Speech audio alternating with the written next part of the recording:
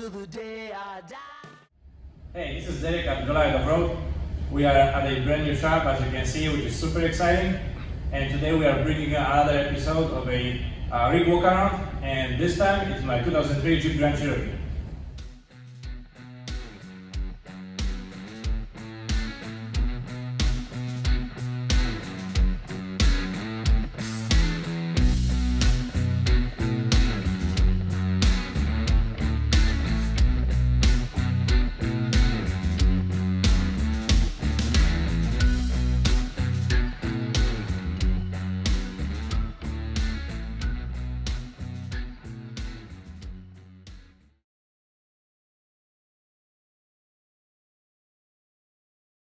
So as I mentioned, this is my 2003 Jeep Grand Cherokee, and this is my personal vehicle. I built it about a year ago for myself, and I had a specific plan in mind for this Jeep, and it is to be as light as possible and able to compete with all the big rigs on huge tires. Alright, so let's start with the front. What we have here is our Goliath off-road WJ front bumper with a big safari bull bar. I like it because it protects the headlights, and that's pretty important, I think. On top of the bumper we have a Smithy built 10,000 pound winch with a synthetic line. Also what I have here is a Factor 55 Pro Link, just because I hate the factory hooks that come with the winches.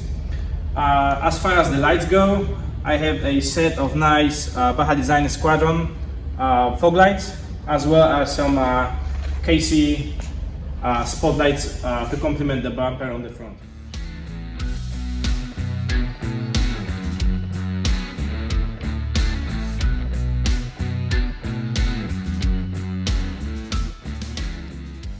Additionally, underneath the bumper, there's also a skid plate to protect a radiator and radiator support. Everything is on the Jeep is powder coated black to match the aesthetic. What else on the front? On the front we have I swapped a grille for the 2004 model year, just because you can conveniently remove just the grille, not the whole core support. Another thing is I chose the black headlights to kind of match the rest of the things on the Jeep, and I also put LED bulbs on it to kind of match all the lighting around the Jeep and give it a more modern look. Next up is a snorkel, and this one is pretty unique if you ask me, mostly because it is not a Jeep WJ specific snorkel. It's a first generation Frontier or Nissan Navara, depending where you're at, snorkel. As you can see, it fits the Jeep absolutely great.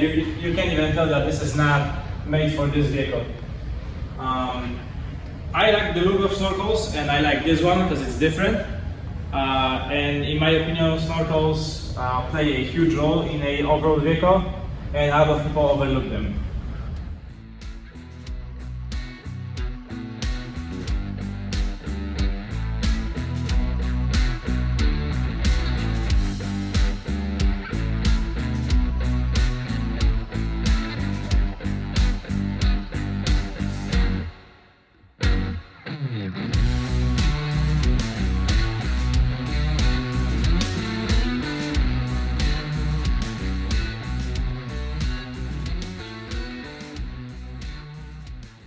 Another noticeable thing on the Jeep is the paint job, and this is a Raptor liner. The whole Jeep is finished with Raptor liner, and this is a factory Jeep gray color.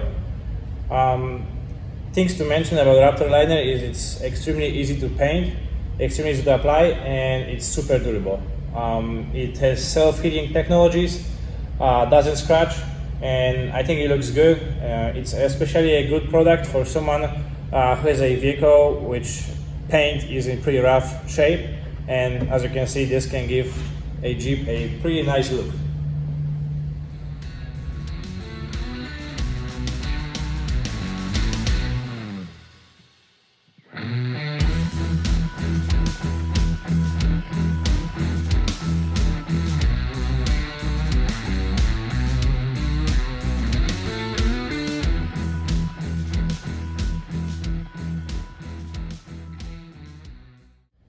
Moving on to the roof, what we have here is our roof rack for a Jeep Grand Cherokee.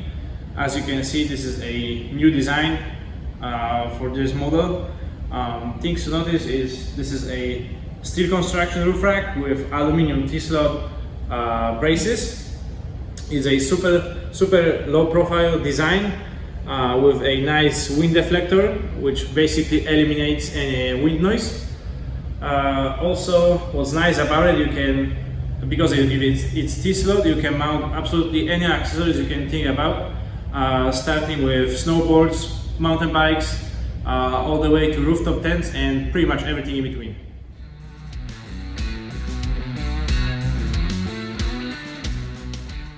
To protect those fragile rocker panels on a Grand Cherokee, we installed our rock sliders, and out of all the ones that we make, this has to be my favorite ones, and it's mostly because of the tube that's angled up, which gives us more clearance. And also I opted to go with those little steps so I can easily reach the roof rack and not have to climb on the tire or go inside the vehicle. And on the very back of the Jeep, what we have here is our Goliath off-road rear bumper, and as you can see, except those KC backup lights, this is an extremely basic bumper with nothing really added to it. And I have a spare tire with this Jeep. I just chose to not go with a tire carrier, and I'll explain it to you why in a second.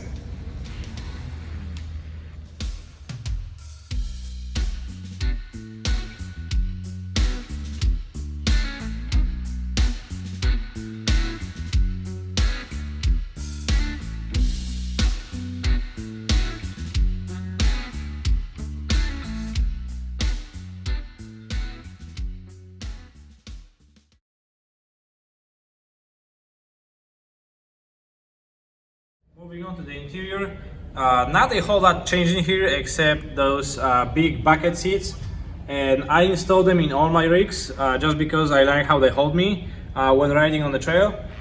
To install those, I had to make some custom brackets.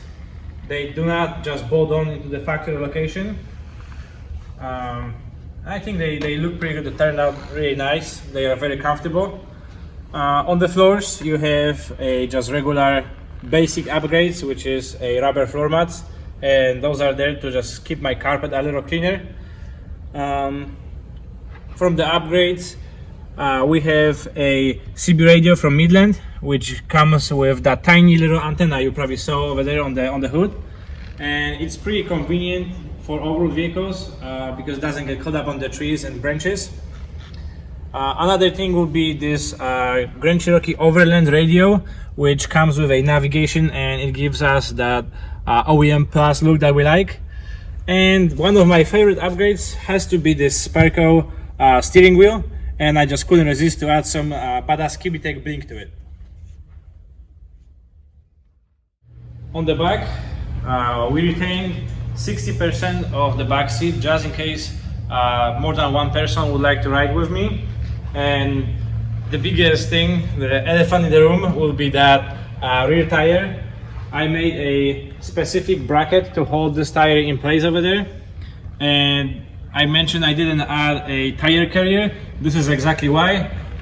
This is a better option for a little better weight reduction on the Jeep, and I like it because nothing is hanging on the back. And as you can see, I have a net over there, and this holds some of my accessories like my faster flake kit, which is a 4-tire inflation deflation kit that I got from my good friend and customer Louise at Faster Flake.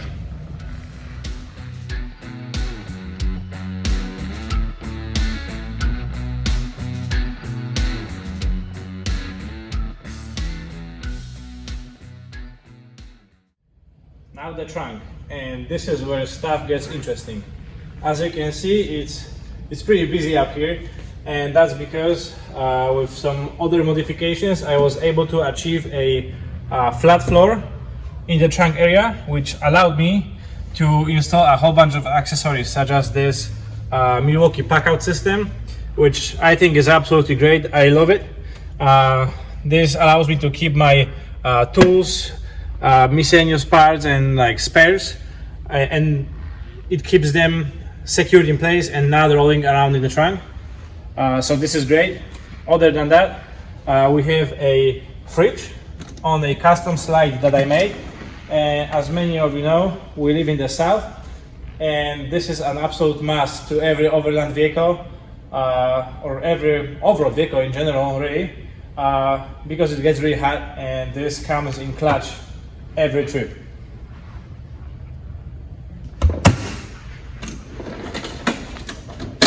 So those are the accessories that make my life easier, but one of my favorites has to be this ARB compressor that I mounted over there. It turns on here, and it pumps my tires because I added it to a 2-gallon tank, which is connected to this hose, and I can just plug in my hose to here and air up my tires in no time.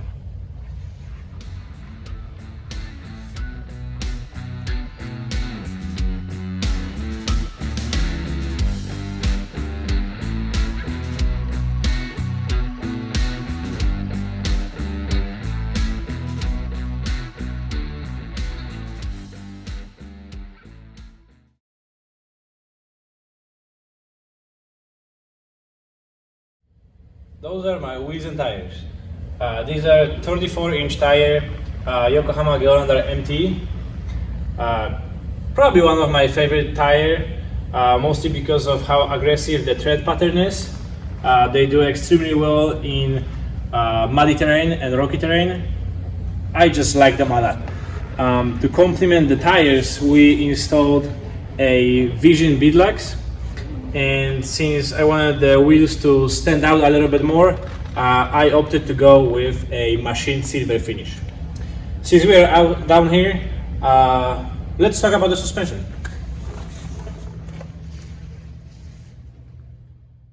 So those of you who know Grand Cherokee's WJs a lot, the first thing you probably notice is how much space there is. And that's because of my modification to the gas tank, and it is raised 6 inches, about as high as we can go with the factory tank. And I also made and installed that big skid plate for it. This is a 1/4 inch steel skid plate, which is basically indestructible. In order to be able to go so high with the gas tank, I had to notch the frame and go with the fuel lines through the frame. It works pretty good. Never had problems with it so far. So that's one of my favorite upgrades here. Definitely adds a ton of clearance, and it's just a good upgrade to have. Another thing, as you can see, this is not a factory WJ axle. It's a Ford Bronco, Ford 9-inch. As far as the upgrades on a Ford 9-inch go, it is a fully built axle with a 456 gears. It has a Yukon Grizzly locker in it, all chromoly axle shafts, billet yoke that's connected to a custom drive shaft, which is the same style as factory drive shaft, except it is a double cardan on the transfer case side, which helps a lot with articulation. Also, I mentioned we have a 4-link suspension on the back, and here's a better look at it. As you can see on the back, connected to a 4-link suspension are Kibiteg limit straps.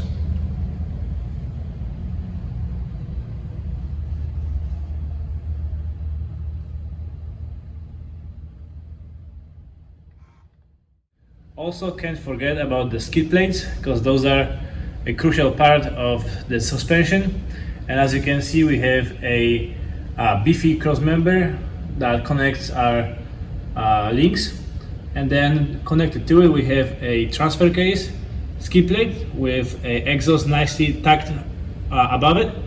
And also you can see that there's an additional oil pan skid plate, which is not very common practice, but I would rather save my oil pan from getting smashed on the rocks.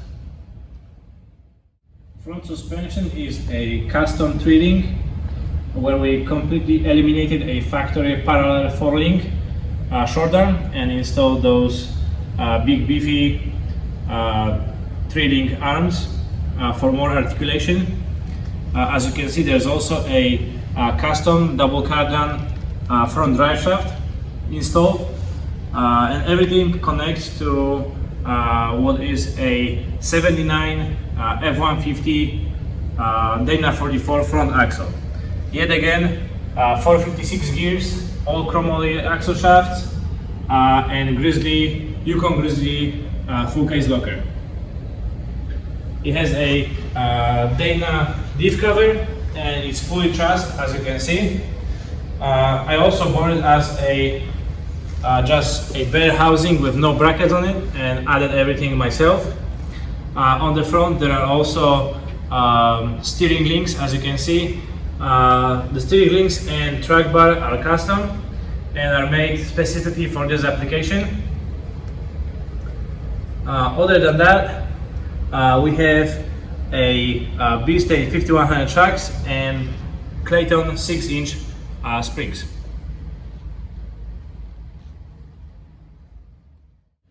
Now that I told you everything about the axles, let me explain why I chose these instead of any other axles on the market.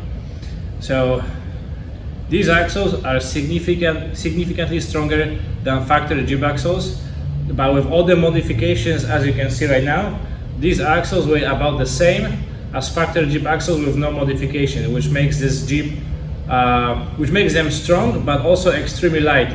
And that was the whole theme of the Jeep when we built it, to make it light, nimble, but also very capable. These axles have absolutely no problem turning those tires, and also the clearance with the axle and the tire is significantly bigger than with the factory axles, especially on the back. Also, with these tires and these axles, I don't have to worry about any breakage of any components. As I mentioned before, I wanted this Jeep to be as light as possible, but also as capable as possible. In order to maximize the articulation, I had to cut out a pretty good chunks of the factory wheel wells, as you can see, especially here. A good chunk is missing in order to properly fit the big tires and maximize the articulation. Also, something to mention, this fender is shortened about an inch on every side to keep the factory look but also fit bigger tires.